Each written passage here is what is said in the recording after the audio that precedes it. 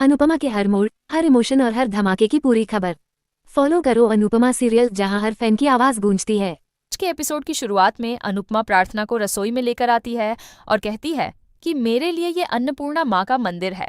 मैं यहाँ खाना नहीं माँ का भोग बनाती हूँ और शायद इसीलिए सबको मेरा खाना पसंद आता है। अनुपमा प्रार्थना को समझाती है कि बड़े बुजुर्गों की बातों को समझने की कोशिश करोगी तो जीवन सफल हो जाता है। इसी धरोहर को हम आने वाली पीढ़ी को सौंपेंगे। प्रार्थना कहती है कि मैं आपसे और बा से सब कुछ सीखने की पूरी कोशिश करूंगी। अनुपमा कहती है कि सिर्फ सीखना मत, हमें भी सिखाना, क्योंकि जो तुम्हारी जनरेशन को जो आता है वो हमें नहीं आता। अनुपमा उसे समझाती है कि ज्यादा प्रेशर मत लेना। जॉइंट फैमिली का यही फायदा है कि काम सब में बंट जाता है। बच्चे और बुजुर्ग सभी काम करना पसंद करते हैं। अनुपमा प्रार्थना को समझाती है कि अगर घर में खाना अच्छा बनता है तो सबका दिन भी अच्छा जाता है। इसके बाद अनुपमा प्रार्थना रसोई में पूजा करना सिखाती है। दोनों एक दूसरे को गुडलक विश करती है और खुश होती है। इसके बाद अनुपमा और पूरा शाह परिवार अंश और प्रार्थना की मेहंदी और संगीत के लिए तैयारी कर रहे होते हैं। इसी बीच बाबूजी और लीला के बीच थोड़ी सी मजाक होती है। सरिता अनुपमा से कहती है कि मैंने पहले कभी गुजराती शादी नहीं देखी थी, मेरी ये इच्छा तुम्हारी वजह से पूरी हो जाएगी। इसी बीच अंश आता है और कहता है कि मुझे भी मदद करने दीजिए। किंजल उसे रोक देती है और कहती है कि तुम दोनों दूल्हा दुल्हन की तरह ही रहो। जसप्रीत भी सहमत होती है। अंश सरिता की मदद करने लगता है, तभी सरिता उसे डांट देती है और काम करने के लिए मना करती है। अंश प्रार्थना के साथ चला जाता है।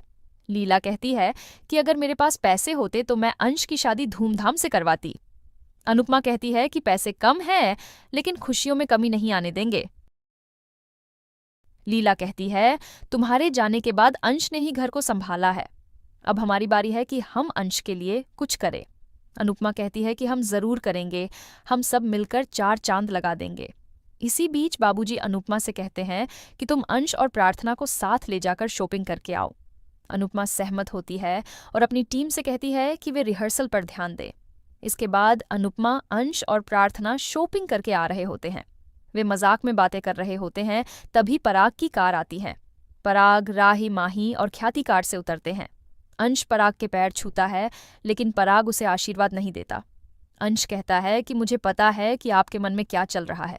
मैं आपके जितना अमीर नहीं हूं, लेकिन अन्नू माँ ने मुझे संस्कारों की अमीरी दी है। मैं वादा करता हूं कि मैं आपकी बेटी की आंखों में आंसू नहीं आने दूंगा। मैं आपको सर बोल रहा हूं, लेकिन मुझे उम्मीद है कि आप मुझे पापा बोलने का हक देंगे। इसके बाद अंश राही से मिलता है। राही उसे बधाई देती है। प्रार्थना राही से कहती है कि तुम मेरे दुख में हमेशा मेरे साथ थी, तो क्या अब मेरी खुशी में शामिल नहीं होगी? अंश कहता है कि शादी में बहनों में कमी कोई पूरी नहीं कर सकता। ये भाई शादी में अपनी बहनों का इंतजार करेगा। ख्याति चलने के लिए कहती है। वे सभी चले जाते हैं। इसी बीच प्रार्थना गिरने लगती है, तभी अंश उसे संभालता है और उसके पैर को देखता है। पराग अंश को प्रार्थना की मदद करते हुए देखता है। अनुपमा पराग को देखती है तो पराग चला जाता है। दूसरी तरफ पाखी ईशानी से कहती है कि सबकी शादी हो गई, लेकिन तुम ऐसे ही घूम रही हो। तुमने मेरी बात नहीं मानी और खुद भी कोई अमीर लड़का नहीं ढूंढ पाई। ईशानी कहती है कि मुझसे गलती हो गई। पाखी उसे कहती है कि मीता के पार्लर में जो उसकी अमीर दोस्त आती है, उसके बेटे से तुम बातचीत बढ़ाओ। ईशानी उसकी बात मानती है। तभी जसप्रीत और दीपा वहां आती है और कहती है कि उन्हें कुछ सामान लेना है। पाखी ताना मारती है कि बाबूजी ने घर को धर्मशाला बना रखा है। जसप्रीत कहती है कि धर्मशाला में साफ सफाई होती है। पाखी कहती है कि फिर तुम धर्मशाला में ही जाकर रहो। जसप्रीत कहती है कि बाबूजी ने बोला है, इसलिए हम यहाँ हैं। हमारे साथ बहस करने से अच्छा तुम अपनी खुफिया प्लानिंग करो। पाखी हैरान होती है। इसी बीच जसप्रीत पाखी के चुराए हुए प्रोडक्ट देखती है तो पाखी कहती है कि ये महंगे प्रोडक्ट है, तुम इन्हें नजर मत लगाओ। जसप्रीत कहती है कि तुम्हारी हैसियत तो नहीं है, फिर ये तुम्हारे पास कैसे आए? पाखी जसप्रीत पर गुस्सा करती है। दोनों बहस करती है। जसप्रीत चली जाती है। दूसरी तरफ अंश और प्रार्थना अपनी मेहंदी और संगीत का बोर्ड देखते हैं। अंश उम्मीद करता है कि इस फंक्शन में कोठारी परिवार शामिल होगा। प्रार्थना भी उम्मीद करती है कि दोनों परिवारों के बीच सब कुछ ठीक हो जाए। इसी बीच सरिता के पीठ में दर्द होता है तो जसप्रीत कहती है कि तुमने डांस भी नहीं किया, फिर भी तुम्हें दर्द कैसे हो गया? सरिता कहती है कि मैनेजर की जिम्मेदारी में ज्यादा मेहनत लगती है। अनुपमा भी सरिता से सहमत होती है। इसी बीच तोशु सबके लिए कुल्फी लेकर आता है और कहता है कि सबने इतनी मेहनत की है तो अब सब कुल्फी खाओ। लीला कहती है कि तुम भी कभी मेहनत कर लिया करो। तोशु कहता है कि वीडियो बनाने में भी मेहनत लगती है। इस पर किंजल कहती है कि वीडियो बनाने के लिए तुम्हें किसी ने नहीं बोला है। तोशु कहता है कि ये मैं मेरी मर्जी से कर रहा हूँ। वह सबको कुल्फी देता है। इसी बीच सरिता अंश और प्रार्थना की मेहंदी के लिए उनके सरप्राइज के बारे में बता देती है, जिसके लिए जसप्रीत उसे डांटती है। इसके बाद जसप्रीत अनुपमा को बताती है कि उनकी रिहर्सल अच्छे नहीं हो पा रही। अनुपमा कहती है कि हमारे लिए रिहर्सल बहुत जरूरी है, मैं कल जाकर ऑर्गेनाइजर से बात करूंगी। सरिता कहती है कि रिहर्सल बहुत जरूरी है क्योंकि शादी के तुरंत बाद फाइनल है। तोशु सरिता से पूछता है कि फाइनल के लिए आपने कोई स्ट्रेटजी बनाई है या नहीं। सरिता बताने लगती है, तभी जसप्रीत उसे रोक देती है और डांटती है। सरिता माफी मांगती है। इसके बाद लीला अनुपमा से पूछती है कि क्या तुम फाइनल के बाद चली जाओगी, क्या तुम रुक नहीं सकती। अनुपमा थोड़ी असहज होती है। अंश अनुपमा से रुकने के लिए अनुरोध करता है। किंजल और प्रार्थना भी अनुपमा से वापस रुकने के लिए कहती है। पाखी सोचती है कि अभी घर में आजादी है, लेकिन अगर मम्मी रुक गई तो सब खत्म हो जाएगा। तोशु सोचता है कि मम्मी मना कर दे तो अच्छा है। बाबूजी अनुपमा से कहते हैं कि मैं भी थोड़ा स्वार्थी बन गया हूँ। इस उम्र में हम भी यही चाहते हैं कि पूरा परिवार एक साथ रहे।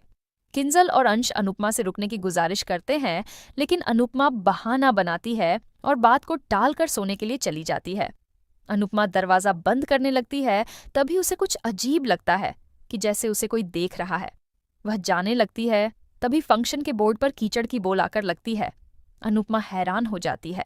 अनुपमा बाहर आकर देखती है और सोचती है कि इतनी रात को बच्चे भी नहीं खेलते। उसे लगता है कि ये किसी ने जानबूझकर किया है। दूसरी तरफ गौतम छुपकर अनुपमा को देखता है और कहता है कि मैं कल मेहंदी और संगीत के फंक्शन में 4 चांद लगाऊंगा। अनुपमा घबरा जाती है और दरवाजा बंद करके चली जाती है। गौतम कल के फंक्शन को खराब करने का सोचता है और जाने लगता है, तभी कीचड़ की बोल उस लगती है। वह इधर उधर देखता है, लेकिन उस पर बार बार बोल्स लगती है। गौतम हैरान हो जाता है, तभी अनुपमा वहां आती है। गौतम घबरा जाता है। अनुपमा गुस्से में गौतम से कहती है कि तुमने ससुराल में रहना तो सीख लिया, लेकिन औकात में रहना नहीं सीख पाए। अनुपमा उसे थप्पड़ दिखाती है और कहती है कि मेरी थप्पड़ तुम पहले भी खा चुके हो, लेकिन तुम जैसे लातों के भूत एक बार की मार से नहीं सुधर सकते। गौतम हैरान होता है। अनुपमा गौतम को धमकी देती है कि अगर तुमने अंश और प्रार्थना की शादी खराब करने की कोशिश करी तो मैं तुम्हें इतना मारूंगी कि तुम्हारी चमड़ी उधेड़ दूंगी। इसी के साथ एपिसोड खत्म हो जाता है। अगले एपिसोड में देखने को मिलेगा कि अंश फंक्शन में अपनी बहनों का इंतजार कर रहा होता है। तभी राही, माही और परी वहां आती है। पाखी राही को जसप्रीत और भारती के खिलाफ भड़काती है, तो राही इनडायरेक्टली जसप्रीत को डांस का चैलेंज करती है। जसप्रीत भी राही के चैलेंज को स्वीकार करती है। आज का एपिसोड आपको कैसा लगा, हमें कमेंट करके जरूर बताएं।